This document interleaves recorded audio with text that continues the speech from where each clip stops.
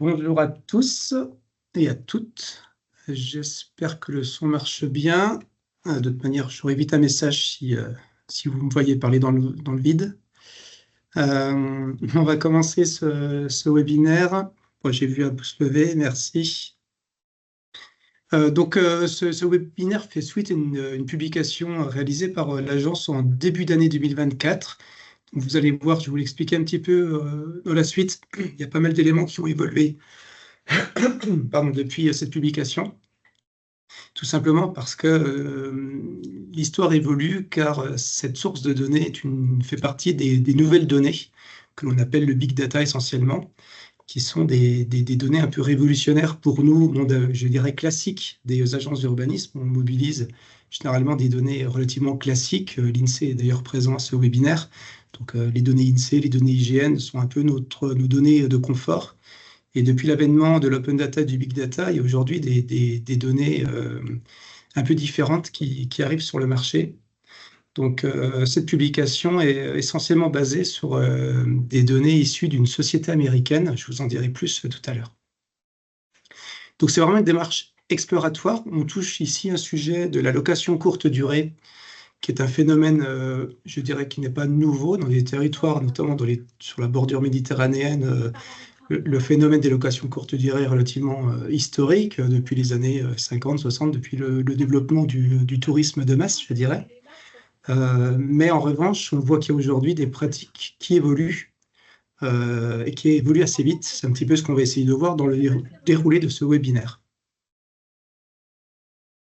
Donc, le Var est un département touristique, on en a parlé, et dans le cadre de cette publication que vous retrouvez sur le site de l'agence, on s'interroge sur le développement de cette offre et sur les effets aussi directs et indirects que ça peut avoir sur la location de longue durée sur la totalité du parc de logement. Alors, en préparant ce webinaire, je me suis un peu interrogé sur la manière à laquelle était traité ce sujet de la location courte durée à l'échelle nationale. Et c'est assez surprenant parce que dès lors que l'on tape quelques mots-clés, Airbnb, presse, etc., on se rend compte que les articles sont relativement orientés, je dirais.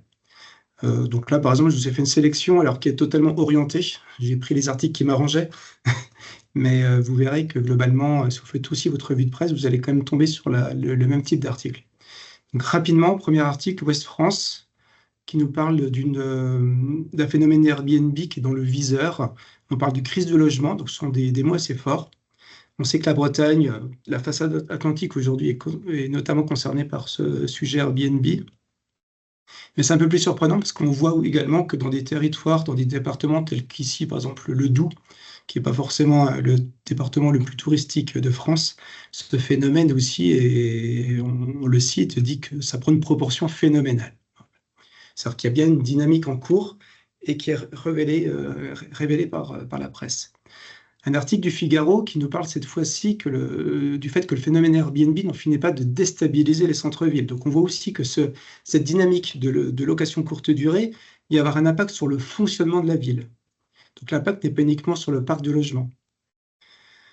Un autre article du site Capital qui nous dit désormais que c'est l'Europe qui déclare la guerre aux locations de courte durée. Donc c'est un phénomène qui dépasse notre périmètre local ou régional ou national.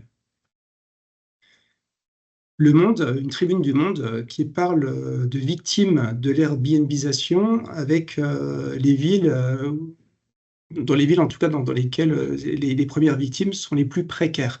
Donc on voit également que ce phénomène a un impact social sur le fonctionnement de la ville. On se rapproche ce matin, on découvre que les hôteliers de la Côte d'Azur et du Var attaquent Airbnb en justice.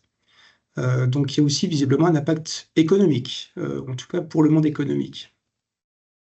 Airbnb à Marseille, interdiction des boîtes à clés. Une décision radicale est prise. Bon, j'en termine sur ma revue de presse orientée. On va terminer sur le Var. Le Var, premier département de France sur Airbnb. Alors ça, c'est comme une information assez forte. Je ne sais pas si vous aviez tous connaissance de ça, mais sur le podium des départements de France, on arrive en tête. Ensuite, il y a les Alpes-Maritimes qui sont assez proches et le département, Paris, qui est également sur le podium. Alors, il faut savoir que c'est un phénomène assez récent. Le Var est passé en tête depuis 1 ou 2 ans. du nombre d'annonces actives sur Airbnb. Avant, c'était Paris qui était premier, mais depuis que la ville de Paris a mis en place une régulation de l'offre, il y a une baisse assez drastique des annonces à l'échelle de la ville. On continue sur le podium. La région Sud est la première région de France. Donc, la région Provence-Alpes-Côte d'Azur est celle qui détient le plus d'annonces actives sur Airbnb de France. Et j'ai juste la source, c'est le collectif national des habitants permanents. Habitants permanents, donc on comprend bien ce que ça veut dire, hein. Il y a aujourd'hui des collectifs qui se montent un peu partout en France. Donc là, c'est un collectif national. On entend beaucoup parler d'ALDA dans le Pays Basque, par exemple, qui sont des collectifs d'habitants qui visent quelque part à lutter contre ces dynamiques de location courte durée.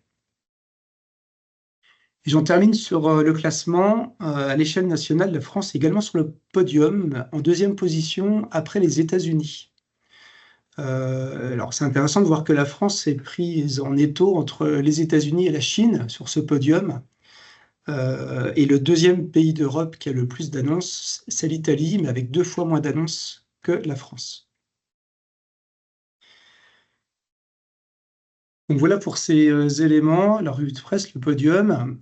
Et vous voyez, il y a un travers, c'est qu'en voulant parler des locations courte durée, on glisse très vite sur le mot Airbnb, qui est un petit peu à l'image d'Uber, qui est une société. On se met à parler du phénomène Airbnb, de l'Airbnbisation, etc., qui devient un mot générique pour résumer quelque part ces dynamiques de location courte durée. Donc, je me suis intéressé rapidement à se questionner sur qu'est-ce que c'est qu'Airbnb. Donc aujourd'hui, Airbnb se définit elle-même comme une multinationale américaine qui met en relation des particuliers, des entreprises hôtelières et des investisseurs en immobilier locatif. Donc ça, c'est la définition actuelle de cette multinationale. Airbnb, alors est-ce qu'on sait vraiment ce que ça veut dire? On a oublié, mais initialement, l'acronyme Airbnb voulait dire Air and Breakfast, il veut dire matelas gonflable et petit déjeuner. Alors ça, c'est comme un premier élément intéressant, c'est que la jeunesse d'Airbnb était de partager un morceau de salon, son canapé, etc., pour le touriste un peu baroudeur qui venait dans la ville. Ça, c'est en 2008, naissance d'Airbnb. En 2010, le phénomène est arrivé en France.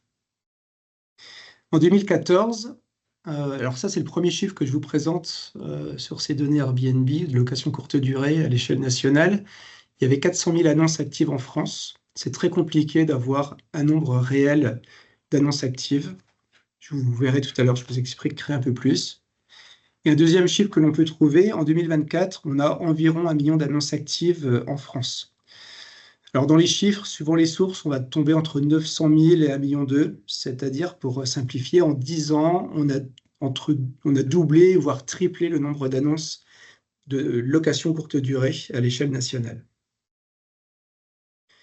Donc on arrive un peu dans le vif du sujet qui nous concerne là aujourd'hui, de comprendre un petit peu ces dynamiques à l'échelle de notre département du Var. Je vous ai parlé tout à l'heure des données AirDNA, donc ça ressemble étrangement à Airbnb, mais c'est une société américaine qui fait ce que l'on appelle du scrapping. Alors le scrapping, qu'est-ce que c'est? C'est lancer des robots sur la toile qui vont venir aspirer les données des sites internet. Et AirDNA, du coup, vend ensuite, donc c'est le principe un peu l'esprit Big Data et Open Data. Là, la donnée n'est pas open parce qu'elle est vendue, mais on va aspirer de la donnée disponible en grand volume qu'on va ensuite traiter pour la revendre. Orange, par exemple, fait ça sur les données de la téléphonie mobile, qui permet du coup de savoir un petit peu comment se déplacent les personnes sur de la donnée fraîche. On sait qui s'est déplacé comment hier, avant-hier et il y a 2 mois. De la même manière, aujourd'hui, AirDNA vend de la donnée qui nous permet de savoir un petit peu combien de locations sont disponibles sur les sites de location de courte durée. Donc il y a Airbnb et il y a VRBO qui sont scrappés. VRBO, c'est une multinationale de mise en relation de particulier à particulier, de plateforme Internet. On va simplifier. Pour nous, en France, c'est Abritel.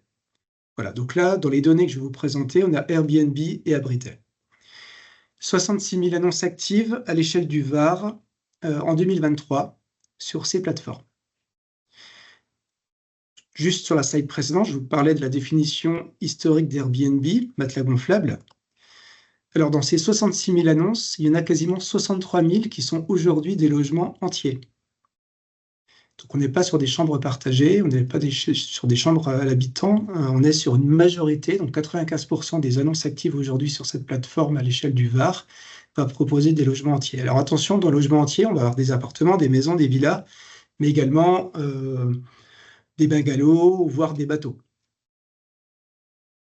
Et si on dézoome, on voit en bleu-vert la part des chambres privées. Donc une chambre privée, ça va être une chambre chez l'habitant. Je suis propriétaire d'une villa de 5 pièces et je mets à disposition une chambre que je vais mettre sur ces sites. Donc une chambre à louer à l'intérieur de ma résidence principale, par exemple. Donc elle représente 3000 annonces sur les 66 000. Et le tout petit carré rouge, ce sont les chambres partagées. Quelque part, c'est l'esprit initial, Aired and Breakfast, d'Airbnb, voilà, qui aujourd'hui est une part congrue, voire même qui est en voie de disparition sur ces plateformes, voilà, avec moins de 40 offres de ce type-là.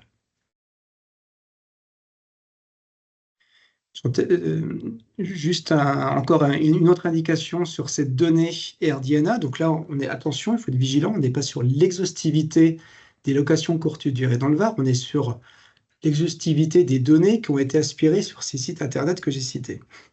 Alors, en revanche, il y a une proportion qui est intéressante à voir, c'est que donc là, il y a 13 000 et 53 000 à gauche là, du bâtiment. Il y a ces deux nombres. Ce qu'il faut retenir, c'est que pour un logement disponible aujourd'hui sur Abritel, sur VRBO, donc je simplifie sur Abritel, donc pour un sur Abritel, j'en ai 5 sur Airbnb, histoire de voir un petit peu le poids aussi qu'a pu prendre cette plateforme. Donc là, on a vu les éléments sur les slides précédentes, le stock de logements 2023 à l'échelle du Var, enfin d'annonces actives. On va regarder désormais un petit peu ce que ça donne en dynamique. Donc en 2018, ce qui sont les barres grises, en 2018, on a le stock de logements et en 2023, c'est le stock, les barres en bleu. Donc on a gagné sur ces annonces, on a 10 000 annonces de plus de logements entiers.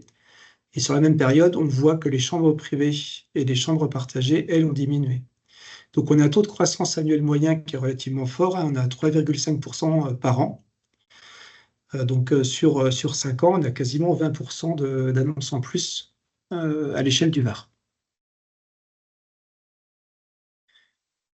Alors ces données nous livrent les annonces à l'échelle des communes, voire même on est en infracommunal, car les données sont géolocalisées, sont géoréférencées. Donc on peut même descendre et retrouver le bien à l'échelle de la maison, à l'échelle de l'appartement. Je vous montrerai tout à l'heure. Donc parmi ces 66 000 annonces actives, si on met ça sur une carte, on voit qu'évidemment, enfin, je dirais évidemment, mais il y a une géographie qui se dessine avec 80% des annonces qui sont situées sur des territoires littoraux. Alors attention à la proportion des cercles. Étant donné qu'on est le département de France qui a le plus d'annonces actives Airbnb, on voit quand même globalement qu'on a des pastilles bleues sur toutes les communes. Toutes les communes du Var sont concernées par ces annonces, par ce type de mise en location de courte durée.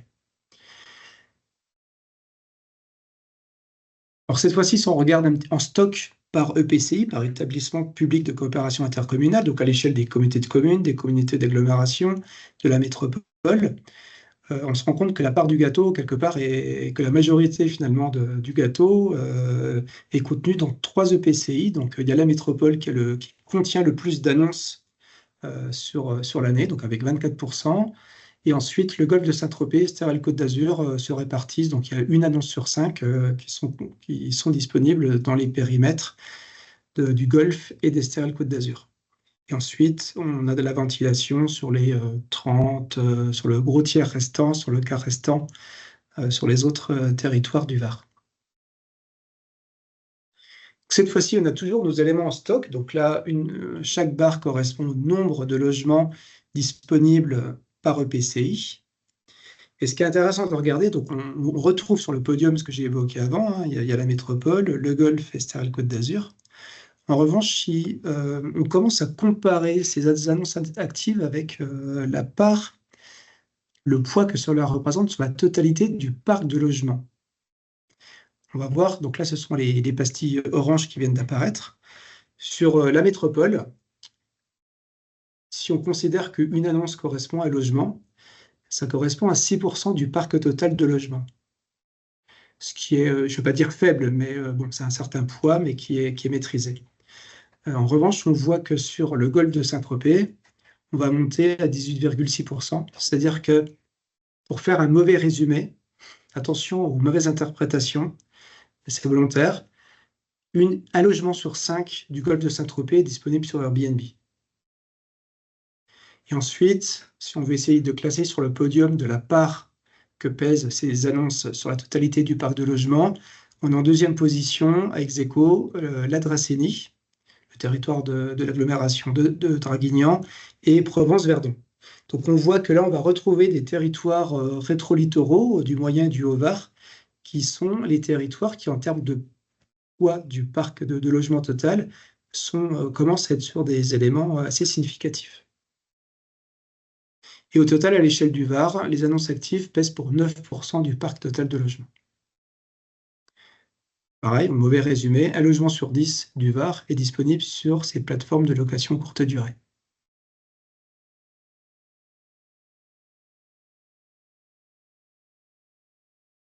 On est toujours dans l'esprit d'essayer de comparer ces données qui sont complètement déconnectées. En agence d'urbanisme, on manipule beaucoup ce qu'on appelle les fichiers fonciers, qui sont des bases fiscales. On a les données de l'INSEE aussi sur le recensement de la population. Je vous ai dit que les données étaient géolocalisées, mais il est très compliqué de pouvoir désigner, d'appairer un logement, au sens du logement habité ou de la résidence principale, de la résidence secondaire, avec ce type d'offre de location courte durée. Donc, je vous propose dans cette démonstration-là de juste juxtaposer ces éléments, mais vous allez voir, ça a déjà du sens. Donc, on a vu précédemment, on a superposé le poids que représentent ces annonces actives par rapport au parc total de logement. Ici, on compare le poids de la part Airbnb par commune par rapport au poids du parc de résidence secondaire. Donc, plus on est haut sur le graphique et plus on est avec une commune qui a une part de résidence secondaire importante. Donc là, dans le trio, dans le groupe de tête, entre 60 et 70%, on a les communes, vous allez reconnaître essentiellement les communes du golfe de Saint-Tropez qui ont plus de 50% de la part de parc de logements qui sont des résidences secondaires. Et plus on se décale vers la droite, et plus le poids en part relative de logements Airbnb, et par exemple, je vais y arriver, sur Ramatuelle, en guide de lecture, on est environ à 11% en 2016 de logements Airbnb sur la plateforme par rapport au poids du parc de logement total. Alors, pour simplifier, on a un cercle rouge, c'est nos communes de tête, les communes qui ont la part de résidence secondaire la plus élevée et le plus de Airbnb. En bas à gauche, les communes qui ont plutôt une part de résidence secondaire faible.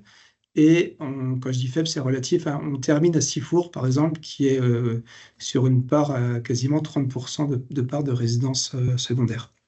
Et on va regarder comment vont évoluer cette dispersion sur les différentes années.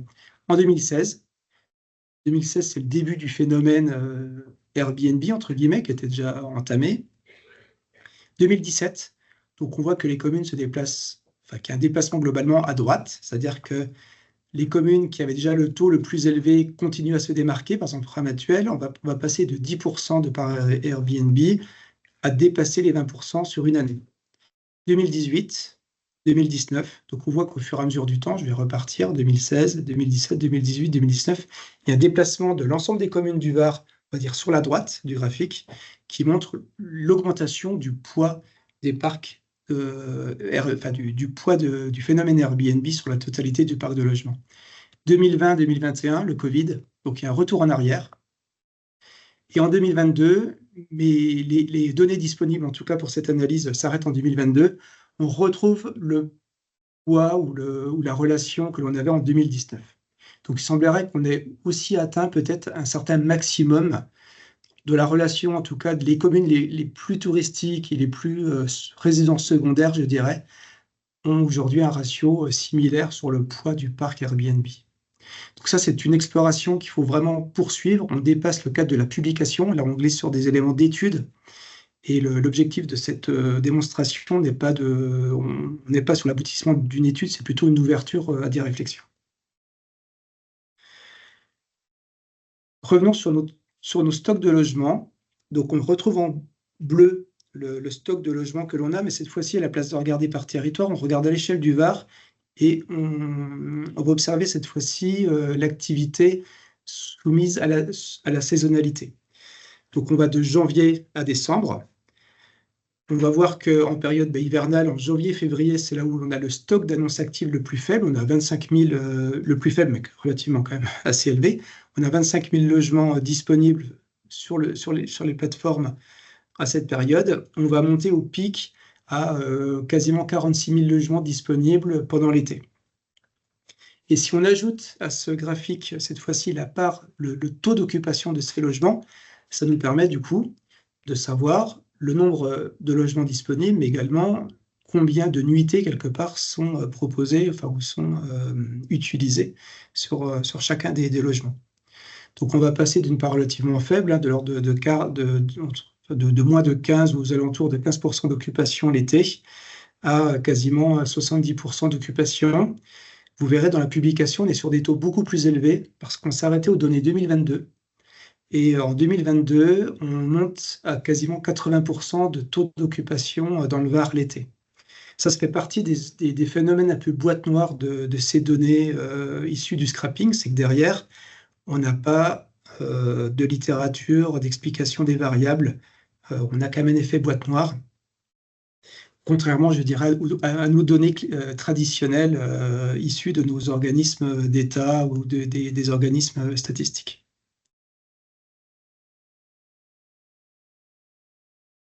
Pour reprendre la relation de l'impact de ce type d'offre sur notre parc de logements, je dirais longue durée à l'année, on compare ici sur ce graphique. Alors, en bleu, on a les logements qui sont proposés à la location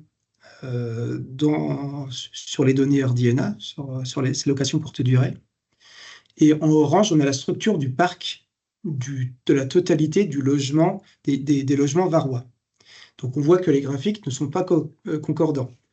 Ce qu'il faut retenir essentiellement là, c'est qu'on a 45% des locations de courte durée qui sont dans les petites typologies, qui sont des T1, T2, alors qu'ils représentent que 21% du parc de logements varois.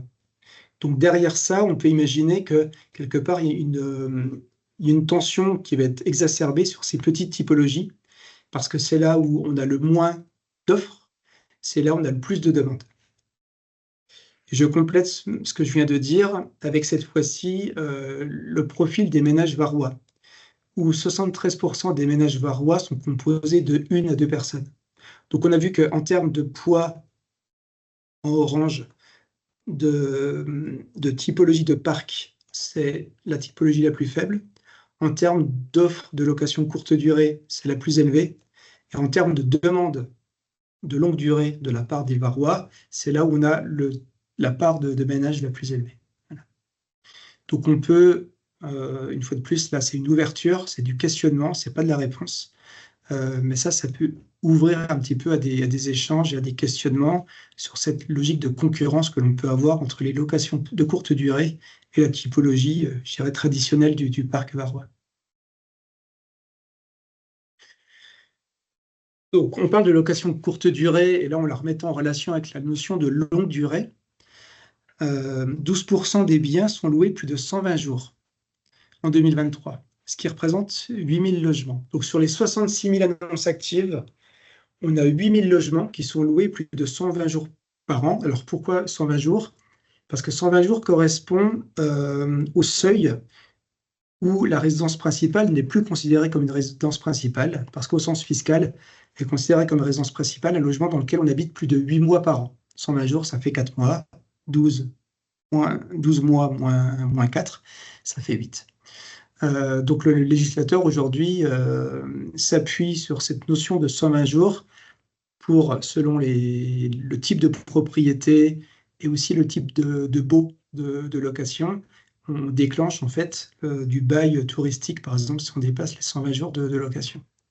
Donc là, on peut se dire que 12% des biens sont loués plus de 120 jours, c'est relativement faible, sachant que le taux est encore un peu plus faible, parce qu'en réalité, on a 7400 logements entiers qui sont loués plus de 120 jours. Bon, en tout cas, ceux-là, ce qui est sûr, c'est que ce sont des biens qui ne sont pas des résidences principales, parce qu'on ne peut pas habiter un logement qui est loué, enfin, voilà, pendant 4 mois de l'année, on est obligé d'habiter ailleurs. Donc, on considère que ces biens déjà sont sortis quelque part du marché de longue durée à l'échelle du parc. Ce qui interroge, je n'ai pas la réponse, c'est que dans la publication et dans les données précédentes que l'on avait en 2022, on était à 18% de la totalité des annonces qui étaient louées plus de 120 jours par an. Alors, est-ce qu'il y a une régulation déjà qui a été mise en place de la part des communes, de la part des plateformes qui aujourd'hui font respecter la loi, parce que la loi existe depuis avant 2022? Ça peut être une première question. En tout cas, ce qui est sûr, c'est qu'à l'échelle nationale, on voit globalement que ces notions de longue durée, notamment sur Paris par exemple, ont eu un impact, en tout cas les politiques plus coercitives ont eu clairement un impact sur ces taux. En préparant ce webinaire concernant le bail mobilité, donc dans le cadre de la loi Elan, le législateur a rajouté un nouveau type de bail qui s'appelle le bail mobilité, qui permet, pour contrecarrer notamment les phénomènes où on demandait aux étudiants de partir du logement pendant l'été pour le mettre en location courte durée, bon voilà, pour histoire de pouvoir structurer un petit peu les baux. Il y a un bail mobilité qui est mis en place. Moi, ce qui m'a surpris, c'est que Airbnb, si on tape bail mobilité sur Google, on va tomber en première recherche Airbnb qui va expliquer aux loueurs, leur dire c'est possible de mettre vos logements sur Airbnb malgré un bail mobilité. Voilà. Et l'avantage, c'est qu'il n'y a pas de numéro d'enregistrement, etc. Il suffit de cocher que le logement est disponible à partir de 30 jours minimum et il est présent sur Airbnb sans les contraintes de numéro d'enregistrement. Donc on voit bien aussi que ces plateformes trouvent des biais assez rapides malgré l'avancement du législateur.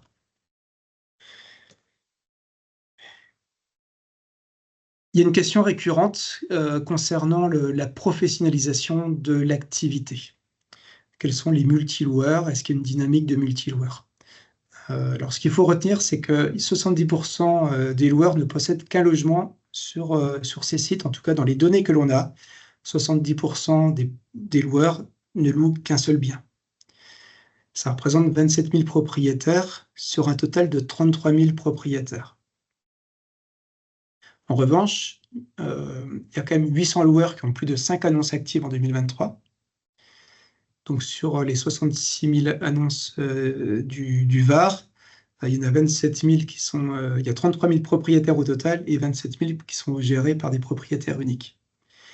Donc, c'est-à-dire qu'on a quand même globalement la moitié des logements qui, eux, sont loués par des multiloueurs. Et 21 loueurs ont plus de 100 annonces actives en 2023, ce qui représente quand même quasiment 5 000 logements sur la totalité des annonces. Et on voit que ce chiffre augmente. Ils étaient 19 en 2022 pour 4 000 logements, ils étaient 17 en 2018 pour 2 850 logements. Donc, il y a quand même visiblement une dynamique de, entre guillemets, professionnalisation de l'activité. Alors attention, parce qu'une fois de plus, derrière ça, il va se cacher beaucoup de choses. Il y a des conciergeries qui sont mises en place, qui en réalité vont gérer des biens, mais qui n'appartiennent qu'à des propriétaires uniques. On a les Gîtes de France, que l'on va retrouver aussi dessus. Donc on voit également des structures nationales qui créent des comptes en fait sur ces plateformes et qui vont se positionner comme loueurs. Mais derrière, il y a aussi des propriétaires uniques potentiellement. Et on va retrouver aussi quelques gros propriétaires.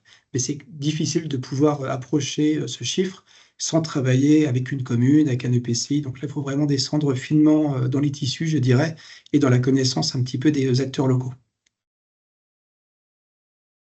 J'en termine sur la question des prix, parce que c'est une variable qui est disponible dans ces données. Alors, nous, agence d'urbanisme, ce n'est pas forcément un sujet qui nous concerne, mais ça peut être aussi un peu dans une logique de faisceau d'indices. Ça peut être quelques signaux aussi pour comprendre les dynamiques et la stratégie d'investissement aussi de certaines personnes dans ce type de marché, étant donné qu'on a le nombre de jours réservés, le nombre de jours disponibles du bien et les revenus du bien. Ça nous permet aussi d'avoir des revenus annuels que peuvent générer chacun des biens. Et ceci à l'échelle de l'ensemble des communes, à l'échelle de l'ensemble des biens disponibles dans nos données de 2016 à juin 2024. Voilà, donc on a l'exhaustivité de la connaissance. J'en termine là. On voit en bleu les loyers moyens à la nuit par EPCI et en orange la valeur moyenne d'une nuit au mois d'août. Donc on va quasiment doubler sur tous les territoires. On a vu qu'on n'avait pas le même stock de biens. Dans le golfe de Saint-Tropez, on va avoir des villas qui vont coûter très cher la nuit, qui sont disponibles que l'été, qui ne sont pas disponibles en basse saison. Donc ça peut aussi expliquer l'écart de prix. Il n'y a pas que le bien en lui-même qui va doubler, il y a aussi une typologie de biens qui est différente selon la saisonnalité. Une fois de plus, là, il faut rentrer dans une étude spécifique si on veut aller plus loin sur les interprétations. Alors, juste pour terminer cette petite démonstration, et avant de vous laisser la main aux questions, je vais vous partager un outil. Alors, qui est un outil de travail. Ce n'est pas un outil grand public, hein, je suis désolé, il ne sera pas disponible sur Internet. Un outil qui est réservé aux membres de l'agence, qui nous permet en tout cas à nous de pouvoir décortiquer un petit peu cette donnée et rentrer dans les éléments. Donc, on a connecté ces bases de données qui sont un peu compliquées, hein. On est sur des bases relativement lourdes. Je vous parlais du big data tout à l'heure. Il y a différentes bases qu'il faut appairer, il faut les faire discuter ensemble. Donc, on a mis ça dans un outil unique qui nous permet quelque part de jouer avec les données. C'est-à-dire que là, je peux filtrer sur un EPCI. Je vais prendre Lac-et-Gorges du Verdon. J'ai mes données qui se mettent à jour, j'ai mon tableau de bord, donc j'ai le nombre de logements entiers, le nombre de chambres partagées, etc. Je peux avoir ces informations à l'échelle de la commune. Voilà, donc là, j'ai l'ensemble des communes de l'EPCI sélectionnées. J'ai l'évolution du nombre du nombre mensuel d'annonces. Et avec des petites tirettes, je peux rapidement regarder un petit peu l'évolution. Donc là, par exemple, on va regarder l'évolution des locations on va prendre entre 2017 et 2024. Et là, on a toute la saisonnalité du stock d'annonces à l'échelle de l'EPCI. Donc, ça fait des vagues, hein, vous voyez, parce qu'on va de janvier à décembre avec les pics de l'été et que les périodes creuses de l'hiver. Voilà, donc on peut aussi un peu raconter la dynamique de ces locations à l'échelle des territoires. Et c'est un outil qui est dynamique. Voilà, il suffit que je clique sur une commune, par exemple, si je clique sur Ops, ça me permet de voir les dynamiques que sur la commune, sur les années, etc. Et ainsi de suite, sur l'ensemble, quelque part, des variables que je vous ai présentées, on peut jouer de manière dynamique avec l'ensemble de ces variables sur les différents indicateurs disponibles, le nombre d'annonces, le taux d'occupation, les durées de location, les revenus générés, etc. Voilà. Et j'en termine avec de la cartographie. Donc là, on est sur Sifour-les-Plages, où on a la totalité des annonces. Plus les cercles sont gros, plus on a des biens qui ont été loués. C'est le nombre de réservations de chacun des biens. Voilà, donc on peut aussi avoir une approche géographique infracommunale par quartier. Donc c'est une donnée qui est extrêmement riche. Dans la publication qui est disponible, on a fait un condensé, une synthèse qui permet de sortir les grandes dynamiques à l'échelle varoise. Et bien entendu, je dirais qu'en machine, on a différents éléments qu'on va pouvoir mobiliser, nous, dans l'écriture de diagnostics territoriaux, dans l'écriture des PLH, notamment, on peut se servir de ces variables. Mais on est aussi à l'écoute, quelque part, de la demande de nos membres sur des extractions, sur des études spécifiques. C'était le cas sur Lac-et-Gorges du Verdon. On a fait une petite exploration ensemble cette année.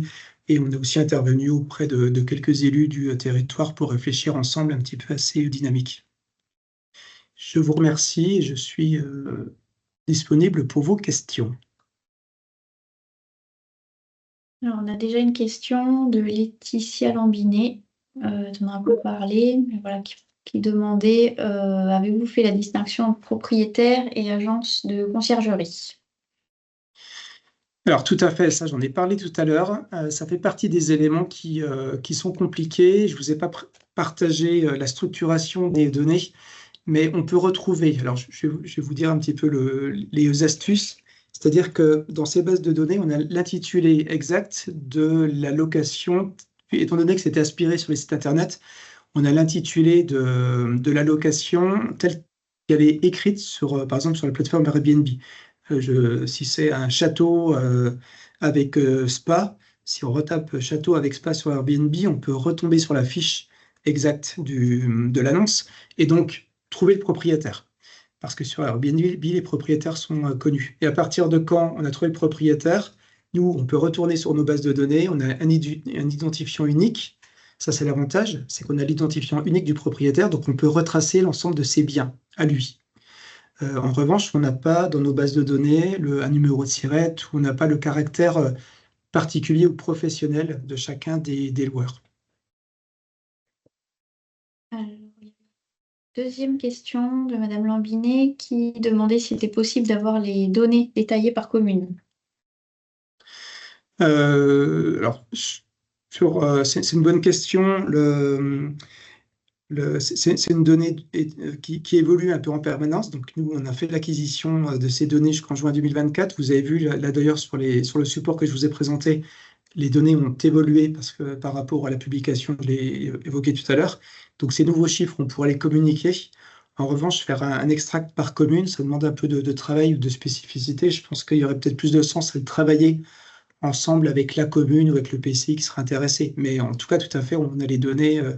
Vous avez vu, on fait un peu un saut d'échelle avec toutes ces données. Donc, on peut, à façon, quelque part, je dirais, réaliser des études.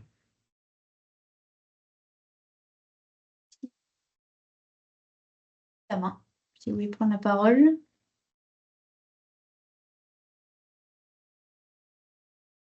Oui, allô? Sébastien, merci beaucoup pour cette présentation qui est extrêmement intéressante. Alors, je suis partiellement, significativement, je dirais, le représentant de l'hôtellerie dans une certaine mesure, parce que je fais partie du club hôtelier. J'ai une première question qui n'a rien à voir avec les hôtels. Est-ce que vous avez comparé, non pas en termes de stock, mais en termes de flux, à la fois l'offre Airbnb d'un côté et l'offre en location longue durée? Parce qu'en fait, vous faites une comparaison entre deux parcs immobiliers, donc là on va parler de stock. C'est intéressant, c'est de voir l'impact de Airbnb, alors sous Airbnb, je mets Abritel, etc. L'impact sur la location longue durée. Parce que je reste persuadé, pour avoir étudié le dossier d'assez près, alors moi j'utilise Inside Airbnb, mais bon, c'est très comparable à l'outil que vous utilisez, que ça a un impact extrêmement significatif sur la location longue durée. C'est-à-dire qu'en fait, on a retiré du marché de la location longue durée tout un ensemble de biens qui sont utilisés sous l'ombrelle Airbnb et qui donc ne sont plus disponibles. Alors, à la fois pour les faibles revenus, je pense aux étudiants particulièrement qui ont un mal fou à trouver un logement, clairement. Alors là, je parle de TPM, parce que c'est le TPM que je connais. Mais plus généralement, aussi je dirais, nos saisonniers qui ne trouvent pas de logement. Et je suis convaincu, pour avoir étudié ça d'assez près, pas aussi bien que vous et pas avec la finesse que vous avez faite certainement, qu'on a retiré du parc longue durée un certain nombre de biens qui aujourd'hui nous pénalisent énormément. Et je pense encore une fois aux ménages, un ou deux, aux personnes, comme vous l'avez dit, aux étudiants, alors, qui font partie d'un, aux saisonniers, qui font partie d'un aussi. Et donc, je serais curieux d'avoir votre analyse là-dessus. Est-ce que vous avez des chiffres qui comparent les deux choses? Non, alors déjà, je partage entièrement votre analyse et je crois qu'on est nombreux à partager cette analyse. C'est compliqué de pouvoir objectiver sur le plan quantitatif ce phénomène. Alors, je vais essayer de remonter un petit peu pour qu'on soit tous bien raccords. Dans ces dynamiques de location courte durée, c'est compliqué, donc je dirais pas, je vais y arriver. J'ai volontairement commencé par la revue de presse qui est plutôt négative, parce que c'est quand même vraiment ce qui remonte aujourd'hui, alors que le phénomène des locations courte durée est une opportunité aussi pour les territoires. Vous avez parlé du club hôtelier, alors pour les hôtels peut-être un peu moins, mais en tout cas pour l'économie locale, il y a une vraie vertu, c'est que ça permet d'avoir une occupation sur les 4 saisons, quelque part, dans un certain territoire qui n'était pas forcément habitué à avoir ces pratiques de week-end, etc. Donc, il y a une vertu, et la vertu, pour moi, elle est aussi au niveau du logement, parce que dans un territoire qui a un taux de résidence secondaire relativement élevé, ça peut être intéressant de se dire qu'à la place d'occuper des logements 15 jours par an, parce que je suis propriétaire d'une résidence secondaire et je vais l'occuper que 15 jours par an ou 3 semaines, une fois à Noël, une fois à l'été, ça permet d'avoir ces logements qui sont loués toute l'année, ou en tout cas une plus grande partie de l'année. Et bon, donc sur une économie locale, c'est plutôt positif. On est d'accord. En revanche, et c'est là où le bât blesse, c'est quelle est la part de ces logements, et on a vu que, étant donné qu'il y a une surreprésentation des petites typologies, quelle est la part de ces petites typologies qui vont sortir du marché de location longue durée au profit de la location courte durée. Et là, il faut vraiment travailler avec les professionnels de l'immobilier. Il faut qu'on arrive à descendre un petit peu en échelle et sur des éléments plus qualitatifs pour l'objectiver, parce que c'est compliqué. Donc, il faut travailler avec les professionnels de l'immobilier pour voir un petit peu l'évolution de leur portefeuille dans cette petite typologie. Est-ce qu'ils ont perdu? Est-ce qu'il y a des propriétaires qui ont retiré du portefeuille de certaines agences des logements qui étaient loués avant à des étudiants pour les mettre sur Airbnb? Ça, le phénomène est connu, mais de la même manière, en tout cas, moi, j'en parle comme vous. On n'a pas beaucoup plus d'éléments aujourd'hui. C'est compliqué de pouvoir croiser un petit peu ces dynamiques de retrait de petites typologies sur le parc de logements locatifs et la relation à Airbnb, enfin, aux locations courte durée. Parce que le changement de la loi, si je peux me permettre de poursuivre ma question, le changement de la législation va avoir un impact. Vous avez entre les mains les outils qui devraient éclairer les politiques sur le choix et les décisions qu'ils vont prendre en matière d'application de cette loi, puisque la loi permet en fait au maire ou au président de métropole de faire varier les curseurs comme il le souhaite à l'intérieur du cadre législatif tel qu'il a été défini. Donc là, c'est plus une suggestion. Là, je me tourne vers votre directrice qui a la matière à fournir, à nos élus pour qu'ils prennent une décision éclairée sur le sujet. Et puis j'ai une dernière question subsidiaire, mais alors c'est vraiment une question d'hôtelier. C'est la disparité qui existe entre les biens mis en location saisonnière et l'hôtellerie, c'est-à-dire la différence de traitement, par exemple en termes de sécurité et de PMR. J'ai fait une étude très simple, hein. J'ai été sur Airbnb et j'ai regardé quels étaient les logements qui étaient PMR. En fait, il n'y en a aucun. C'est anecdotique. Je parle de la métropole. Et donc là, il y a un vrai delta en termes de concurrence entre les deux entités.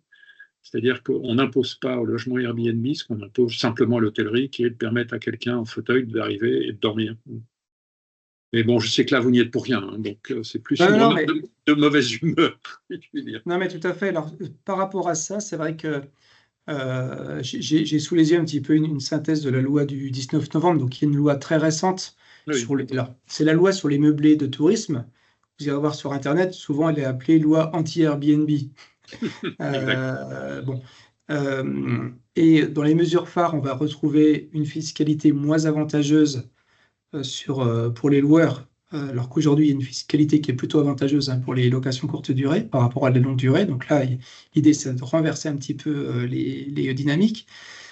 Il y a un diagnostic de performance énergétique, et donc c'est pour ça que j'en parle, le DPE qui va être obligatoire, mais c'est là où ça reste quand même effectivement une mesure assez limitée. C'est-à-dire que pour ce type de location, on va demander les DPE, mais on n'est pas sur une notion de RP, sur des questions PMR ou même sur d'autres critères qui ne sont pas demandés, effectivement, parce qu'on reste sur de la location, une mise en relation de particulier à particulier. Et en revanche, ce qui va pouvoir évoluer, donc là sur des mesures plus coercitives, c'est qu'on va pouvoir limiter à la place d'être 120 jours, on va pouvoir descendre à 90 jours par la loi à partir de 2026. Et il y a une nouveauté, mais bon, reste à voir comment elle pourrait être mise en application. Il y a le décret qui est sorti cette semaine sur des secteurs. Les communes vont pouvoir dédier des secteurs dans leur PLU, dans leur plan local d'urbanisme, vont pouvoir dédier des secteurs réservés aux résidences principales. Voilà, donc ça fait partie des nouveaux dispositifs de la loi. Ça interroge même d'ailleurs sur la place du parc de résidences secondaires à l'intérieur de ces zonages PLU, par ailleurs. Merci en tout cas. Bravo pour votre présentation. Merci. Emmanuel Giordano.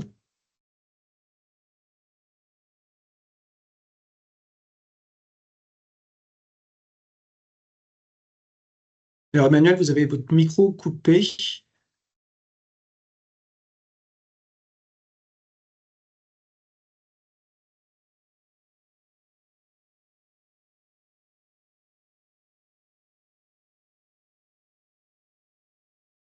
Bon, il y a une autre.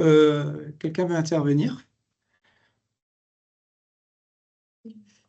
Emmanuel, si vous voulez, vous pouvez poser la question dans le chat.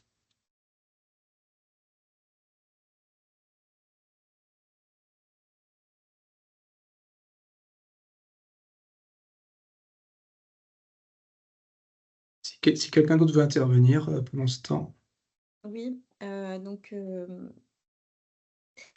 moi je veux bien intervenir, mais plutôt comme pour souligner l'intérêt de la présentation, là, on voit l'évolution dans le temps du rapport entre le poids des résidences secondaires et des locations de courte durée.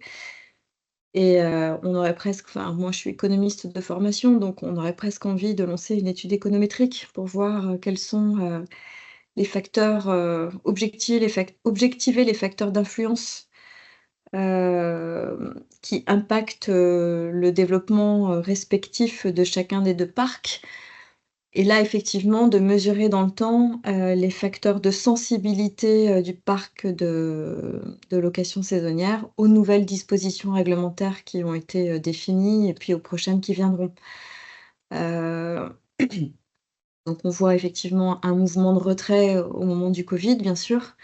Ah, je crois qu'Emmanuel Giordano cherche à se reconnecter. Mais voilà, plutôt comme une ouverture d'un travail à poursuivre côté agence d'urbanisme. Comment on peut mettre en perspective, enfin déjà établir les facteurs de sensibilité, les objectiver, et puis comment on peut mettre en perspective la manière dont d'ici à 5 ans, à 10 ans, le parc des locations saisonnières pourrait évoluer au regard des nouvelles dispositions qui sont établies par le législateur, de l'évolution générale des marchés du logement, du comportement aussi des territoires voisins peut-être, enfin voilà, tout un ensemble de facteurs influents. Je suis consciente que j'ai rien dit, hein. Voilà, Emmanuel Giordano, je crois, a réussi à enlever. Oui, désolé, on vous vous écoute. m'entendez? Oui. Oui, désolé pour les problèmes techniques. Merci beaucoup pour la présentation. Moi, je m'interrogeais juste sur quelque chose que vous venez de dire concernant les multipropriétaires et les propriétaires. On est bien d'accord que sur un Airbnb, on peut connaître la personne qui gère l'annonce, mais pas les propriétaires de l'immeuble. Les propriétaires n'est pas connu. Il n'y a pas obligation que la personne qui gère l'annonce soit effectivement les propriétaires. On est d'accord? Tout à fait. OK. Et l'autre question que j'avais, c'est, vous avez eu l'occasion de commencer à regarder un peu sur les portails qu'Airbnb a mis en place récemment d'accès aux données, les fameux Panda. Et si vous avez eu l'occasion de commencer à regarder un peu leurs données, et s'ils correspondent effectivement à ce que vous avez sur AirDNA, par exemple. Tout à fait. Donc, il y a une... Alors, donc, merci pour cette question, parce que, alors, en même temps, je cherche quelque chose sur mon ordinateur, histoire de vous amuser. Moi, ça ne m'a pas amusé sur le coup. Je vais juste partager mon écran. Vous allez voir en toute transparence. Regardez ma boîte mail. C'est le mail que j'ai reçu aujourd'hui. C'est le portail d'accès national aux données Airbnb Panda. Bonjour Sébastien, votre demande d'accès à la localité VAR vient d'être refusée. Voilà. C'est-à-dire que j'ai fait une demande, donc Airbnb, sous la pression des élus nationaux, a finalement accédé à la demande qui était faite par les territoires depuis quand même quelques années de pouvoir avoir accès aux données Airbnb. Donc il y a une nouvelle plateforme qui vient d'être ouverte, celle que vous venez d'évoquer, qui est ouverte la semaine dernière, fin novembre, à destination des collectivités de France. On fait une demande. Alors, on n'est pas collectivité en agence d'urbanisme. J'aurais fait un petit message pour leur expliquer que nous, on en utilisait dans le cadre du partenariat de l'agence auprès de nos membres, etc.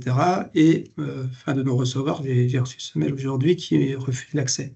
Donc, je fais un appel à nos membres, à nos chers membres, pour que l'on discute, histoire de pouvoir étudier la possibilité pour nous d'avoir accès à ces données pour les étudier. Et l'avantage, c'est qu'on ne sera pas sur des données de scrapping, on sera sur les réelles données de cette plateforme. Et oui, concernant les propriétaires, aujourd'hui, le propriétaire d'un bien, on peut lui demander si les communes ont mis en place un numéro d'enregistrement. Le propriétaire peut être dans l'obligation de faire la demande à la commune qui va lui donner un numéro d'enregistrement. Et ensuite, le propriétaire sera obligé de communiquer ce numéro d'enregistrement auprès des plateformes de location. En revanche, sur les plateformes, les personnes présentes ne sont pas forcément les propriétaires des biens. Ça peut être des conciergeries ou autres. Ok. Merci beaucoup. Je complète juste ce que je disais tout à l'heure. Dans ces données Airbnb, de location, dans ces pratiques, de location courte durée, on va retrouver des résidences secondaires. J'ai donné l'exemple tout à l'heure. On va avoir des biens dont des propriétaires principaux, sauf que les enfants sont partis faire des études, et on va louer une chambre. Et ça, ce phénomène n'est pas considéré comme de la location de logement. C'est ce type, si on loue une chambre chez soi, on peut la louer toute l'année, par exemple, 365 jours. On n'est pas limité aux 120 jours, parce que ça reste notre résidence principale, parce que ce n'est pas un logement entier, c'est une pièce. Et il y a la troisième catégorie, qui est celle dont que l'on évoquait avec M. Muth juste avant, qui est la sortie de résidence principale du marché locatif à destination de la location courte durée. On a vraiment ces trois typologies, et aujourd'hui, on ne peut pas en sortir une. En tout cas, c'est très compliqué avec les données que l'on a de pouvoir croiser les trois. Ça fait partie vraiment des axes de travail qu'il va falloir approfondir.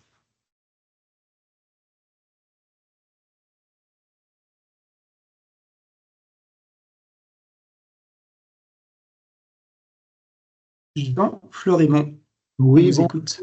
oui, bonjour. Donc, oui, c'était très, très intéressant votre présentation et bravo pour le travail que vous avez effectué. Donc, moi, on se situe dans le pays de Fayence, Assaillant en particulier, et j'ai été, comment dirais-je, surpris quelque part dans vos chiffres que le pourcentage d'annonces sur les 66 000 était uniquement de 3% dans le pays de Fayence, alors que, je dirais, on est effectivement très, très touristique.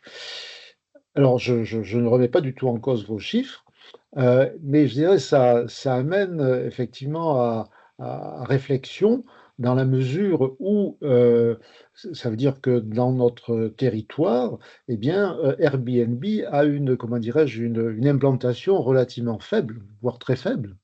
Et donc, je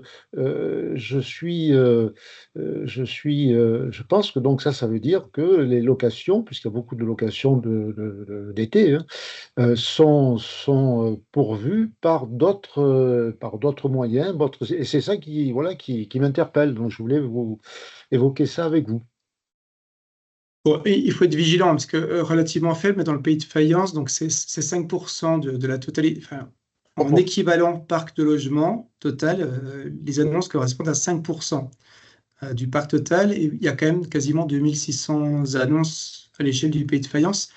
Donc, c'est faible comparé à d'autres territoires, mais tout est relatif. On est sur des poids relatifs.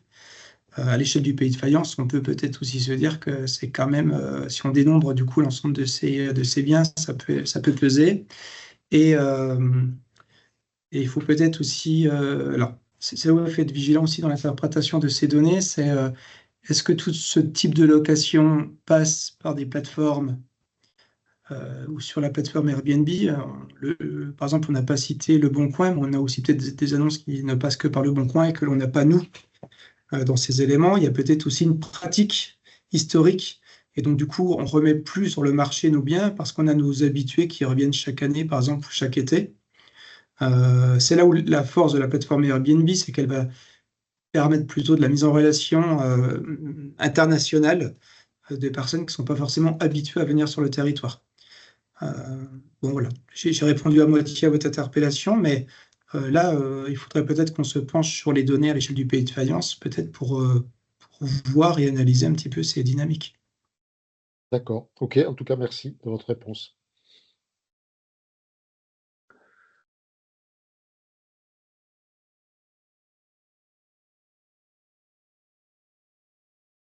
Il est 15h, je me retrouve vers la maîtresse du temps. Il n'y a plus de questions. S'il n'y a plus de questions, on va en arrêter là. On vous remercie. Donc, la publication de janvier de cette année est disponible. Donc, c'est de la donnée fraîche, mais qui est un peu moins fraîche parce qu'entre-temps, les choses évoluent en permanence. On va vous mettre le support de présentation à disposition sur le site internet, le replay, et bien entendu, l'équipe de l'agence reste à disposition de ses membres pour aller plus loin sur ces éléments. Et on est preneur aussi de retour, hein, évidemment, parce que ce sujet, on ne peut pas le traiter seul en chambre. Il faut le traiter sur le terrain et confronter ça aussi avec des élus, avec des avis de professionnels, j'allais dire, et d'élus, de techniciens sur le territoire. Merci à vous, bonne journée. Merci, bonne journée à vous. Au revoir. Merci, bonne journée. Au revoir.